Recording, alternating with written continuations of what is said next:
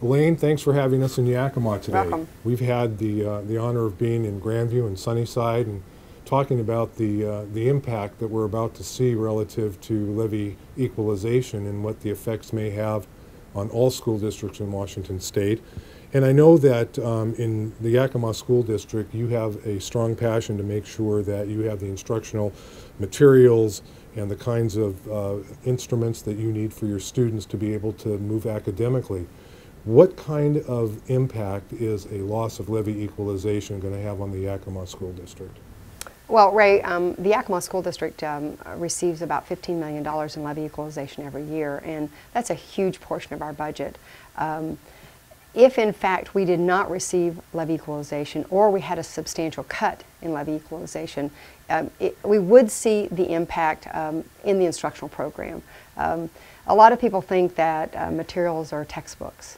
Materials are a lot more sophisticated than textbooks. Materials are instruments that kids play in the band. They're assistive technology for kids who are in special ed in order to accommodate their needs. Other kinds of things, the readers that kids have when they're first learning to read. We hope that in fact we have a print-rich environment for those kids, and those kinds of things really do cost money. I can think of going into science classes and where we want to use science probes, and we want to have live cultures, and we want to have microscopes. It's hard for kids to wait their turn when in fact there's only one instrument for 5 or 6 kids. I can see that our academic achievement would be impacted if we didn't have the right instructional supplies, materials, books to support our kids. And you know, Yakima has been a school district that has been a pioneer in putting together the International Baccalaureate program, some of the most innovative advanced placement and honors programs. How is levy equalization going to impact the Yakima students if those revenue reductions do happen? Well, you know, Ray, it's one thing to offer the basic graduation requirements, but that's not the kind of education that I would want for my child or you would want for your child. We really want to have programs like IB and AP, and we want to offer students that 4th year of foreign language. We want to have kids who are competitive to get in the best colleges. I can see a direct impact. In fact, if funding is lost, some of the better opportunities our kids get could in fact diminish significantly. One of the important things that you've worked really hard and this district has for a long time is to ensure that class sizes were reasonable, so staff had the availability to focus on the needs of every single student. What's going to happen with class size if this levy equalization does come to fruition, the loss? Well, I think it's not just a matter of adding 1 or 2 more kids to a class. I think you have to think about it differently. I think that I would look and say, what about the classes in high school that are fairly small? Could we afford to have those anymore? Would we have to collapse those classes and in fact not offer them?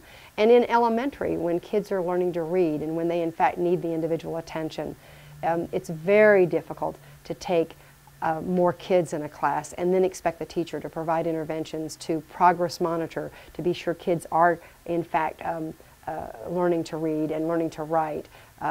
There is not a single area that increased class size would not in fact impact in a negative way. Well, you have a good percentage of your youngsters in second languages. Absolutely. Which is a challenge to begin with. With raising those class sizes, can you see a real detriment to their education? I can.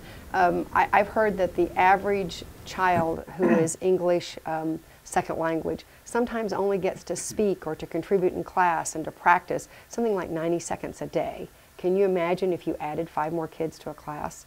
The other thing I'll tell you is we don't have the physical space in most of our classrooms to accommodate more kids. You begin to actually feel like you're compressed. At Davis High School, we have class sizes that are 500 square feet. You can't put more kids in those classes. I do think that, at least from where I sit, we actually need levy equalization to run the programs we're now running, and any loss whatsoever will have a negative impact, for sure. You know, one of the big things that I think a lot of people really do not understand is basic education funding in this state does not provide for the enrichment programs, the after-school programs, the extracurricular programs And I know very well that in Yakima, there are a lot of programs that are focused on student involvement, keeping youngsters connected with the school, your sports programs across the district, your after-school intervention programs. What will the levy reduction in equalization do to the availability of keeping those youngsters off the streets, involved in unproductive behaviors? I know that that's a passion for Yakima. Absolutely. How do you deal with that?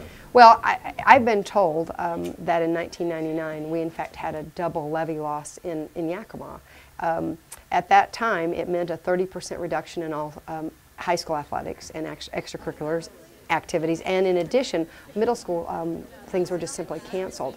Gang activity increased. The other thing that I understand happened is that families left our community.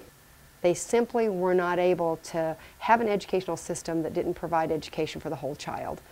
You know, one of the real strengths of the Yakima district and Sunnyside and Grandview and all the districts in our area is that our superintendents are all passionate about what they do. And it's evident for you here in Yakima because I know how much you care and how much you talk to people about how important every single child is here.